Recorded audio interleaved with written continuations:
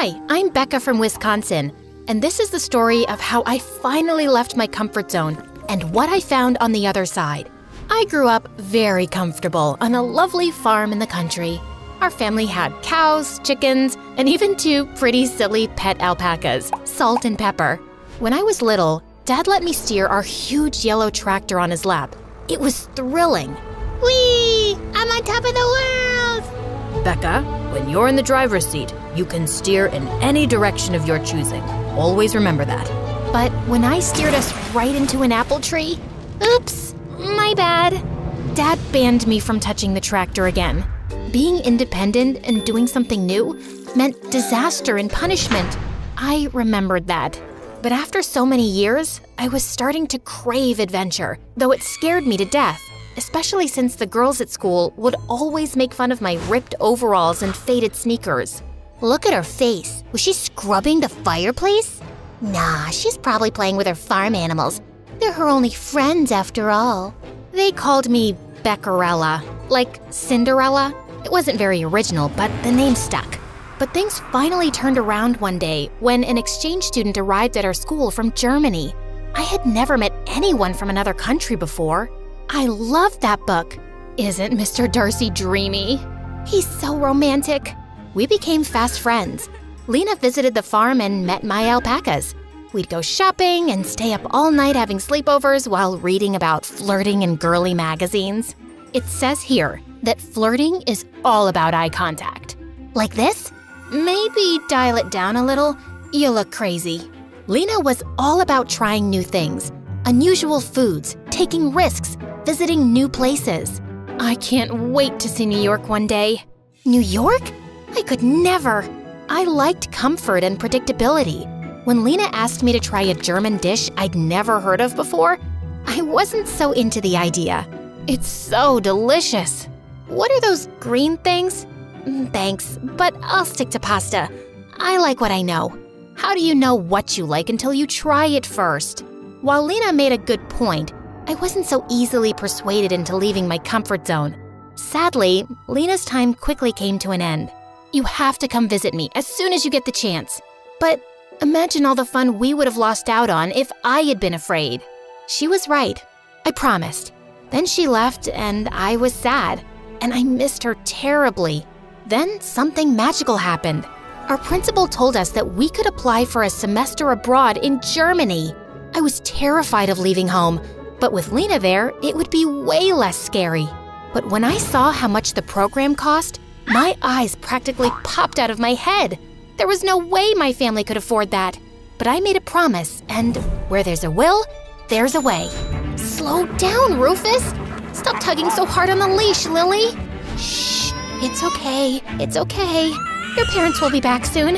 Should I sing you a lullaby? Ka-ching! Another knitted hat coming right up. My plan was working. I was making money. Germany, here I come. But on the morning I was supposed to fly to Europe, Lena called. It sounded like she'd been crying. Becca, I'm so sorry, but my mom just accepted a teaching position in Australia. We leave tomorrow. Tomorrow?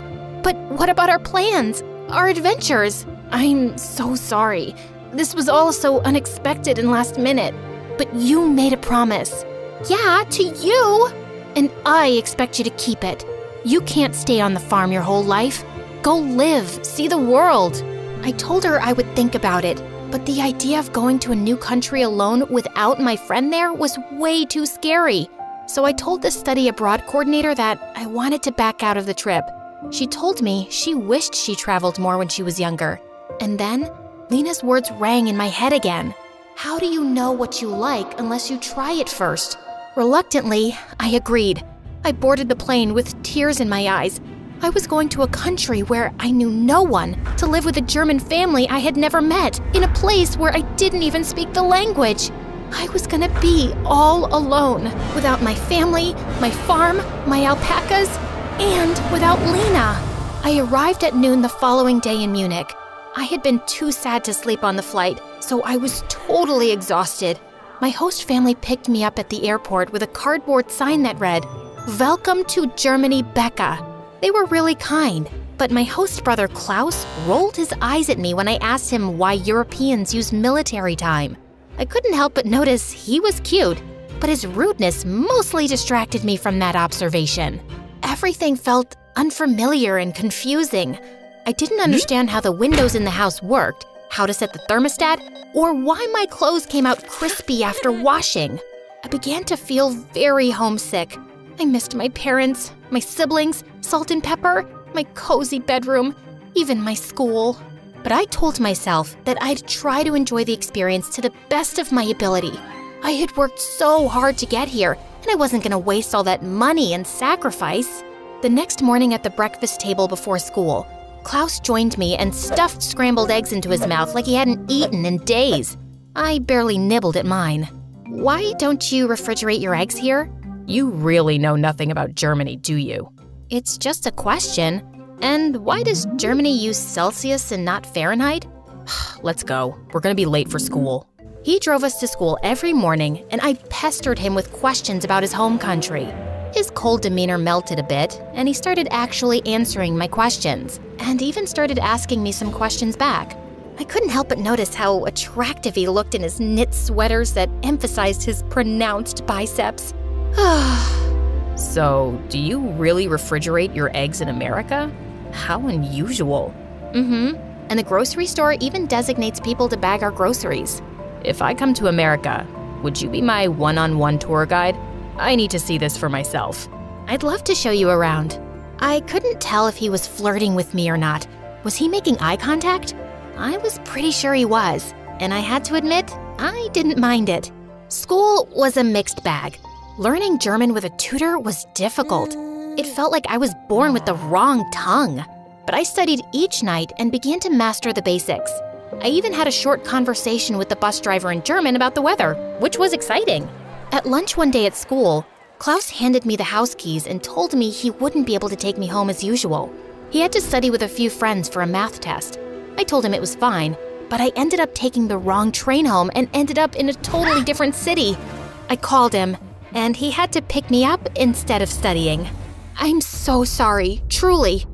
That was my only time to study. I can't fail. I've been so busy with swim practice. You're ruining everything. I'm sorry. I'm still learning how to navigate here. I don't know my way around yet. When we got home, I couldn't find the keys he gave me. It was pouring, and we had to stand in the rain till his parents got home. He was clearly upset, but remained silent. I vowed to myself I'd master the German public transportation system after that. Later that night, he knocked on my door in his pajamas. I opened it. Yeah?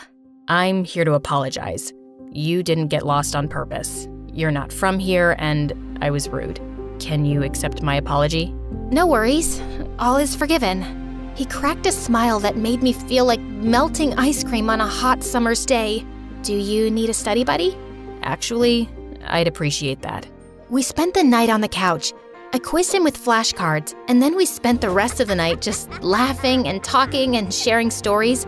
It was so romantic, but I wasn't sure if he still just saw me as a friend. The girls were really nice to me. They asked me to sit with them at lunch, but often they'd speak German really quickly, and I had no idea what was going on. The whole experience made me admire Lena even more. She didn't seem to be fazed when she had been in America. She had adapted quickly, yet I felt like I was majorly struggling. I felt like a baby. I called Lena. Was it scary for you to live in the States? Of course, but you're building strength and resilience. You can do this. I'm proud of you, and I know we'll reunite one day. Talking to Lena always made me feel better. She also was certain that Klaus had feelings for me. After the call, I went to the kitchen for some tea, and Klaus came running into the kitchen with a huge grin on his face. He showed me his test. He had aced it. Oh my gosh, congrats! Klaus hugged me, and I hugged him back, and my heart was beating out of my chest. I wouldn't have aced it without you. No problem. Happy to have helped. I actually have been meaning to talk to you. I would love if we could… Before Klaus could finish his sentence, his parents walked in saying that we were all going out for dinner. I was so curious what he was going to say. Was he going to confess his feelings for me? I tried not to dwell. Life isn't just about romance. I was making great friends and getting better at German too. I was getting to experience the world for the first time, away from the farm and comfort of everything I knew. And it wasn't as scary as I thought. Actually, it was pretty great. On the morning of my 16th birthday, Klaus knocked on my door. He stood there with an ice cream cake singing happy birthday to me in German. I was touched that he remembered my birthday and my favorite ice cream flavor, mint chocolate chip. I blew out the candles and we ate the cake in the kitchen. This is really delicious, thank you. Give my compliments to the chef. That would actually be me. You baked this? I thought this was a professional cake. I may have woken up at 5 a.m. to bake it for you. Wow, thank you. I love it. It means a lot. Since my birthday was on a Saturday, he drove me to the city where we shopped, took photos, and explored some art museums. We were having a lot of fun together. Maybe he did see me as more than a friend. Are you having a good birthday? Yeah, it's the best day ever. Thank you. I really like you, Becca. You do? Yeah. You're interesting and beautiful and unexpected. I wanted to tell you a while ago, but I chickened out. I thought maybe you saw me as a friend. I've liked you for some time, but since we both live under the same roof, I didn't want to make things awkward. But I can't hold back my true feelings any longer. I really like you too, Klaus.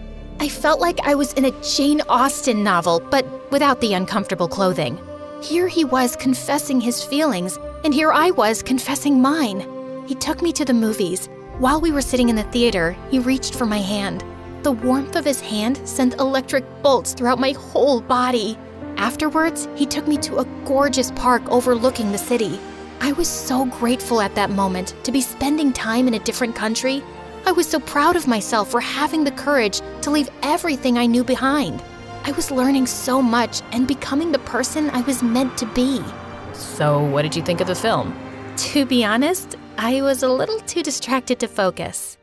Me too. And then he kissed me.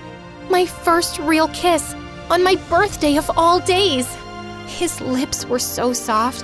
I hoped I was kissing correctly, and I tried to remember what the magazines I had read with Lena advised, but I got so lost in the moment, and it was magical.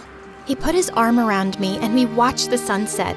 It was the most romantic moment of my life and the best birthday ever. I was so happy. My study abroad semester wrapped up and I was not the same person I was before. Klaus and I promised to stay in touch. I was sad to leave him, but I knew I'd be back someday soon.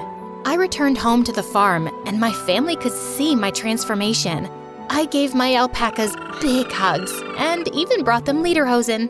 At school, Claudia approached me and called me Beccarella again. I'm sorry that you feel so bad about yourself that you need to project your insecurities onto me. I feel bad for you, but I'm no longer your punching bag. I walked away, leaving Claudia speechless. She never bothered me again. A few years later, I headed to college in New York City, the Big Apple. At the dorms, I watched the city through my window. Everything was new and different and overwhelming, and I was ready for it. I heard a knock on the door. Klaus was standing there. Hey. What are you doing here? I was in the neighborhood and wanted to stop by. What? I'm going to school here too. He kissed me. It felt like no time had passed at all. I was on cloud 9. Then he told me he had arranged a surprise for me. Another one? Then Lena came in. Was I hallucinating or something? Hiya, roomie. Oh my gosh! That's right. Lena was my new roommate. We were finally reunited. This was the best day ever. We all walked together, ready to explore this new and strange city. I remembered how surviving my study abroad experience had felt impossible at first, but I ended up thriving. Like Dad once said, when I'm in the driver's seat, I have the power to steer my life in any direction of my choosing. Except in the case of crashing into an apple tree. I don't endorse that.